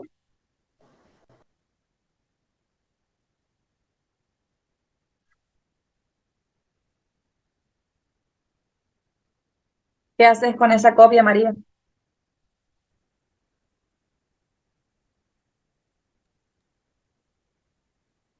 ¿Es firma y electrónica, era, profe? No, Escaneo. sí, escaneo, aparte y se sube todo escaneado. exactamente. Esa copia que ustedes van a encontrar en los libros que dice se adjunta copia, en este caso se le saca la foto, se escanea y se sube un documento PDF. De esa manera se acredita la personería del letrado, en este caso del apoderado.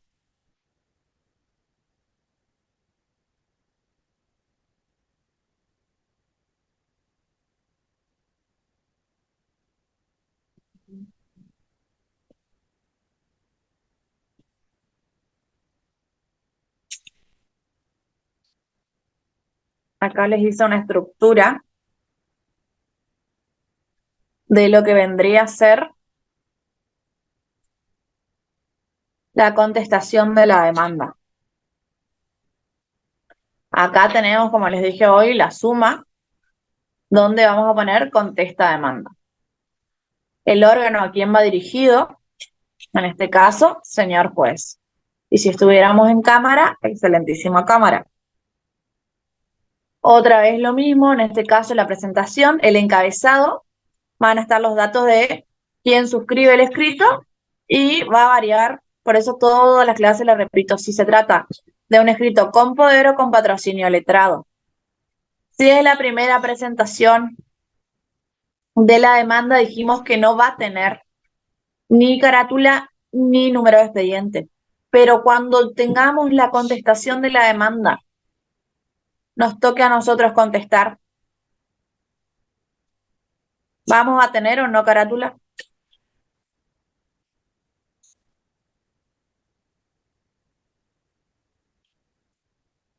Sí, profe. Exactamente. Nosotros no vamos a tener carátula ni número de expediente cuando promovemos la demanda. Una vez que se promueve la demanda, entra en el fórum, se hace el sorteo, nos asignan una secretaría o un juzgado, un número de expediente. Entonces, eso nos va a llegar a nosotros. Nos va a llegar a nosotros. Y de esa manera ya vamos a tener número de carátula, número de expediente para contestar. La personería es la presentación de quienes nos van a representar, si actúo con poder o patrocinio letrado. Acá por eso le puse conforme surge el documento PDF del poder voluntario que adjunto, el cual declaró bajo juramento ley ser copia fiel de su original y que el mismo se halla vigente. Puede suceder que en algún momento el juzgado nos intime a presentar ese poder que fue firmado en el estudio, que sea presentado en soporte papel. Por eso tenemos que guardarlo. Pero si no, se sube todo mediante PDF. Objeto. En este punto deberá expresarse, como habíamos dicho, que el demandado en el ejercicio de su derecho de defensa opone la pretensión del actor su propia acción, que consiste en una declaración de certeza negativa, es decir, la desestimación de la demanda. Por ejemplo, vengo por este acto legal y tiempo y forma a contestar demanda. Acá, ¿qué vamos a hacer en los hechos? Esto hablando de la contestación propiamente dicha, ¿eh?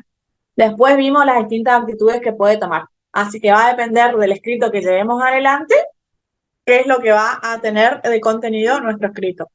En este caso, que va a ser de contestar demanda, va a decir que admite o niega categóricamente los hechos expuestos en la demanda, respecto de los hechos que se refieran a terceros y el demandado no tenga el deber de conocer, será suficiente alegar la ignorancia, pudiendo utilizar la frase no me consta haber circulado por la calle San Martín a las 19 horas, como menciona el nombre del actor, Juan Pérez. Reconocer o desconocer los documentos que se atribuyen como prueba. La sanción para el supuesto en que no haya una respuesta categórica acerca de los documentos es más grave que la referente a los hechos y el juez deberá tenerlo por reconocidos o por recibidos. Es decir, que de cada uno de los documentos que se van adjuntando yo tengo que negar o aceptar, que conozco o desconozco. Y después especificar los hechos que se leen como fundamento de la defensa, es decir, lo que yo pienso acerca de cómo fueron los hechos. ¿Por qué va a haber un proceso? ¿Por qué va a haber una traba de litis? Porque el actor y el demandado formulan hechos contrapuestos, controvertidos que hacen que se trabe la litis. Es decir, no hay un acuerdo. Yo venía por la derecha, no era mi pase. ¿Se entiende? Entonces, por eso se habla de traba de litis y por eso se inicia un proceso. Después de las pruebas, a fin de acreditar los hechos expuestos en esta contestación de demanda, ofrezco la siguiente prueba y se agrega la documental y se ofrecen todas las demás pruebas como lo hacíamos con la demanda. El derecho y la petición al igual. Proveedor de conformidad será justicia. En caso de actuar con poder, solamente firma del abogado. En caso de que sea con patrocinio letrado, firma del cliente, aclaración y número de DNI. Esta firma va a ser hológrafo, es decir, puño y letra, y acá va a seguir siendo la firma electrónica.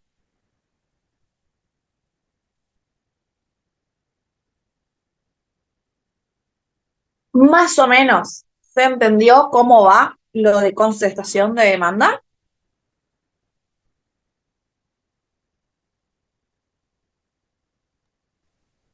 Sí, profe.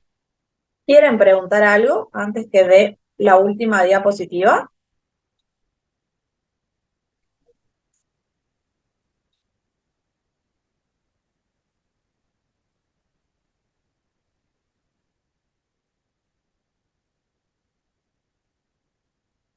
Bueno, ¿cuáles van a ser los efectos de esta contestación de la demanda? Así como teníamos efectos con la presentación de la demanda, también tenemos efectos de la contestación.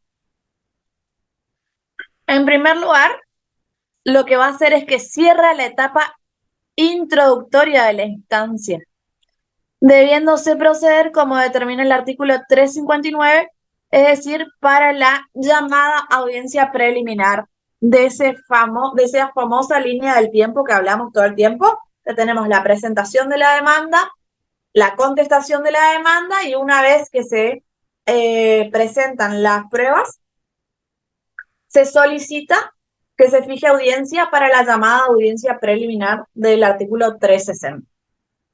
Entonces, lo que hace es esto que yo les dije. Hay una traba de litis porque se promueve la demanda y se contesta. Cada uno tuvo su oportunidad de decir cómo fueron los hechos, hasta que el juez se encuentra con ellos, con las partes, en la audiencia.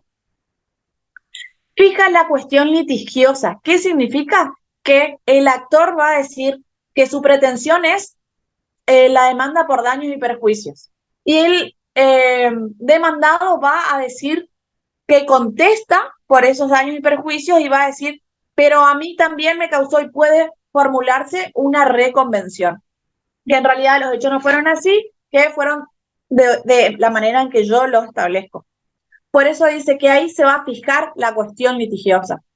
El aspecto central de la contestación de la demanda consiste en precisar cuáles son los hechos controvertidos y como consecuencia establecer los aspectos que deberán considerarse en el fallo. En este caso que contestamos la demanda, se va a establecer definitivamente la competencia del juez. En el futuro el demandado no puede recusar al juez sin expresión de causa.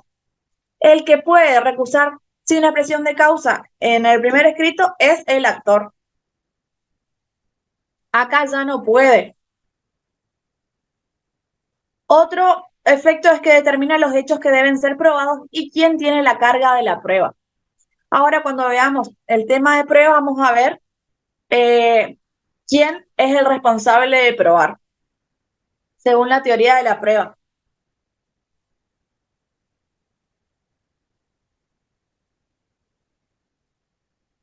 En la contestación nos establece otro efecto que constituye la última oportunidad que tiene el demandado para oponer las excepciones. Acuérdense que el momento de oponer las excepciones es en el momento de contestar la demanda. Y el juez podrá obtener por reconocidos todos los hechos alegados por las partes actoras que no hayan sido negados o reconocidos. Por eso les decía, agarramos la demanda y vamos contestando punto por punto cada uno de los hechos establecidos por la parte actora.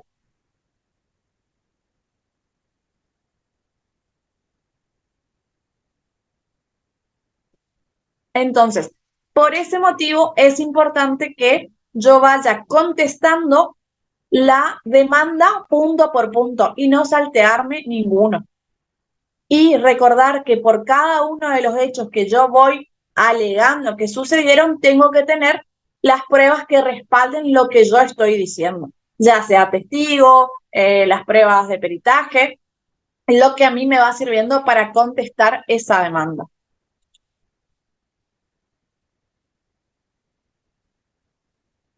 Bueno, hasta acá vamos a llegar hoy. Profe, una consultita. ¿Sí? En eso de que se fija la cuestión litigiosa, eso es también lo que habíamos visto, que el juez luego podía diferir de esos, de la acusación y la contestación, digamos, de las partes por medio del iura novit curia. Podía salirse después de esos. De la cuestión litigiosa, no. De lo que se solicita. Bien, ahí está, gracias. La cuestión litigiosa va a ser el objeto. El juez no se puede apartar del objeto.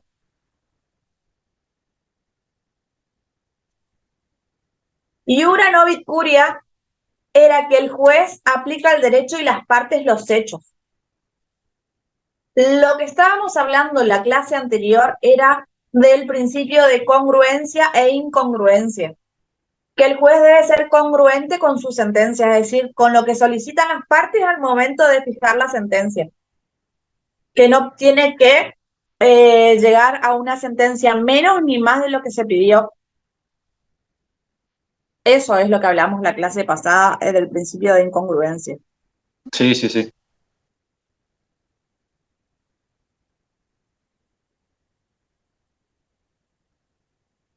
¿Alguien tiene otra pregunta?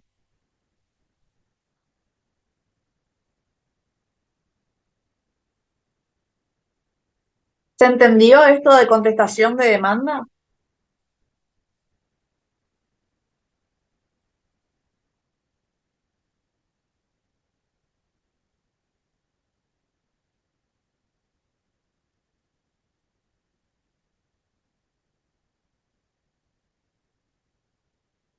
Bueno, si no hay más preguntas, los dejo libres.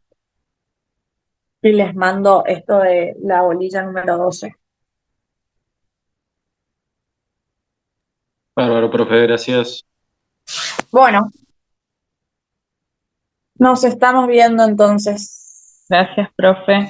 Dale, que tengan un buen fin de. Chau, chau. Gracias, profe, hasta luego. Nos vemos.